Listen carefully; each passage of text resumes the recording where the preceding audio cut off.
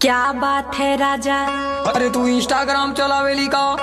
हाँ हो मोरे राजा, बड़ा आवेला मजा।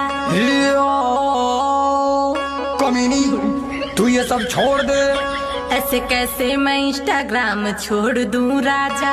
अभी टाइम है जाने मन, तू होश में आ जा।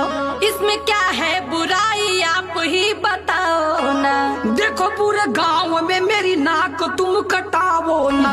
अरे राजा जी, इसमें पैसा बहुत मिलता है। तेरी वीडियो से कितनों का नियत बिगड़ता है। जो जैसा सोचता है सोचे, उसमें मैं क्या करूं? तू इंस्टाग्राम पे वीडियो बनावल बंद करूं। देखा राजा, एमे फिल्टर बहुत कमाल के हा। हाई वीडियो तो सारे टिल्ठुआ के माल कहो। मान जाए राजा हमके वीडियो तू